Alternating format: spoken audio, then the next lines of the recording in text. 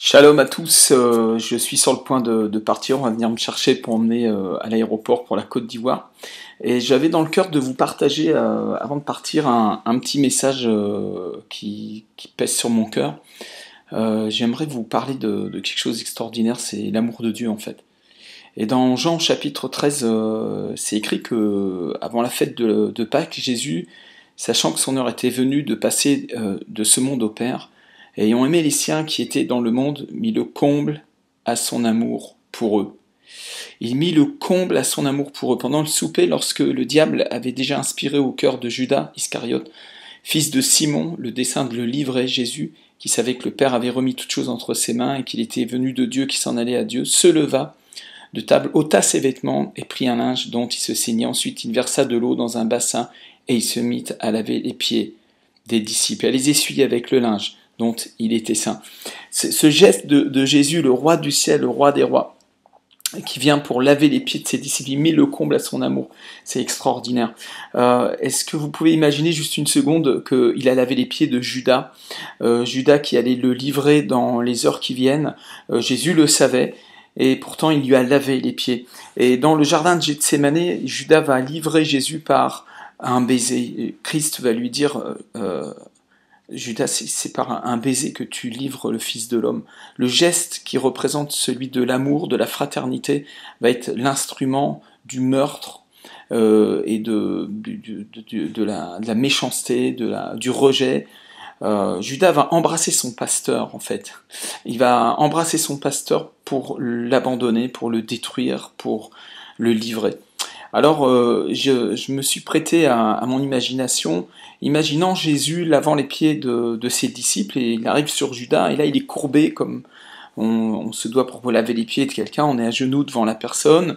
Imaginez Jésus à genoux, courbé, en train de laver les pieds de son disciple. Il va prendre le linge dont il s'est ceint, il va pour essuyer les pieds. Et Judas qui, délicatement, derrière son dos, sort un poignard et va le planter dans le dos de son pasteur, pendant qu'il est en train de le servir, de lui laver les pieds, de mettre le comble à son amour. Dans le moment où il est faible, au moment où il est dans l'humilité. Eh bien, c'est ce qui se passe beaucoup dans beaucoup d'églises. Aujourd'hui, nous avons des gens même qui sont très très forts pour planter le couteau dans le dos de leurs frères, de leur pasteur, et c'est dommageable. Et même avec un baiser, on peut en fait être une sorte de Judas et livrer en fait notre pasteur ou notre frère.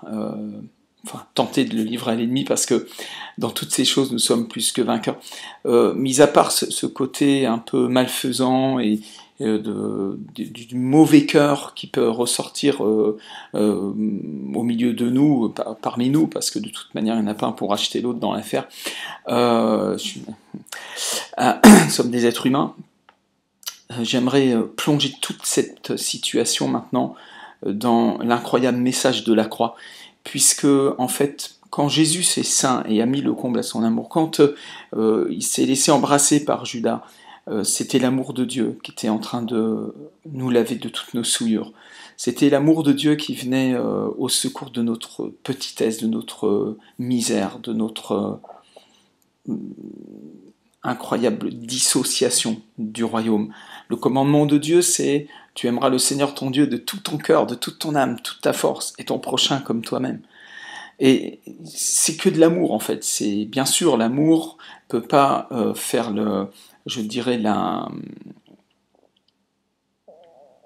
l'économie. L'amour ne peut pas faire l'économie de la vérité. La vérité sans l'amour n'est plus l'amour. L'amour sans la vérité n'est plus la vérité.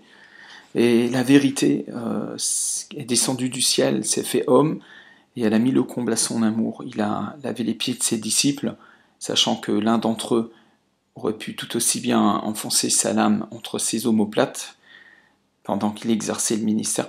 Ce fait de prendre les pieds dans les mains, j'ai réfléchi à ça aussi, en fait, quand je m'abaisse devant les gens pour prendre leurs pieds, pour prier pour eux, pour le rallongement de jambes, la colonne vertébrale, ou un autre miracle, en fait.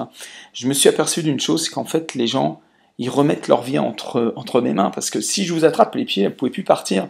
Si vous me donnez les mains, encore, vous pouvez vous débiner, les jambes sont assez musclées pour ça. Mais si je vous tiens par les pieds, c'est fini, vous ne pouvez plus partir. Il suffit que je bouge un petit peu sur le côté, je vous fais tomber.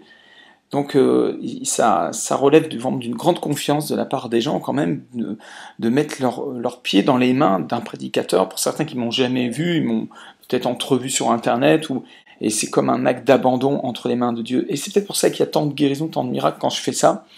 Je crois que c'est ce qui s'est passé en fait le jour où les disciples ont remis leurs pieds entre les mains de leur pasteur. Ils ont déposé leurs pieds dans les mains qui allaient être crucifiés quelques heures après. Ils ont abandonné leur vie. Peut-être c'est ça que Pierre redoutait aussi, d'être obligé de s'abandonner complètement à l'amour de Dieu, à la miséricorde. Cette indignation que l'homme a, ce désir qu'on a toujours d'essayer de plaire à Dieu, d'essayer d'arriver au niveau, d'épater Dieu, comme si on voulait épater notre papa terrestre. Hein. Tu vois, papa, je vais t'épater, tu vois, je vais faire des trucs waouh, et après tu vas m'applaudir. Et si tu m'applaudis pas, je vais encore souffrir dans mon cœur parce que j'ai du rejet, quoi. Tous ces systèmes de pensée, Dieu veut les anéantir par son amour, en fait. La Bible dit qu'il nous a enfermés dans la désobéissance par sa parole, afin de pouvoir nous faire miséricorde. Donc j'aimerais vous laisser ce message, que vraiment vous sachez-le, Dieu vous aime trop, quoi. Il vous aime d'un amour incroyable. L'amour du Père est inconditionnel, illimité, et il vient comme un tsunami de réforme pour votre cœur. Il va réformer votre cœur et vous donner de tomber encore plus amoureux de Jésus-Christ, qui est lui-même la vérité. Il est le chemin, la vérité, la vie. Nul ne viendra au Père que par lui. Toutes les fausses doctrines qui viennent pour essayer de mélanger, d'alourdir le message de l'Évangile. Abandonnez toutes ces choses, soyez simple avec Christ. Christ est simple. Le Seigneur vous aime, je vous bénis au nom du Seigneur. Merci pour tous nos intercesseurs, tous ces gens incroyables qui, même la nuit, se lèvent. Je sais que j'ai une ancienne de l'armée du salut qui se lève à 4 heures du matin tous les jours et qui prie pour moi. Et il y a beaucoup de gens comme ça qui sont des intercesseurs, qui rejoignent la prière de Jésus-Christ devant le trône, cette prière sainte, sanctifiée d'intercession pour le salut des âmes. Ce n'est pas à moi l'objet de cette prière seulement, mais bien entendu le salut des nations, vraiment l'évangile qui doit être prêché. La croix doit être annoncée, l'amour de Dieu qui a mis Jésus sur cette croix doit être annoncé, et que chaque âme que nous rencontrons puisse vraiment découvrir combien Dieu les aime. Merci à tous et à bientôt, que Dieu vous bénisse. Shalom.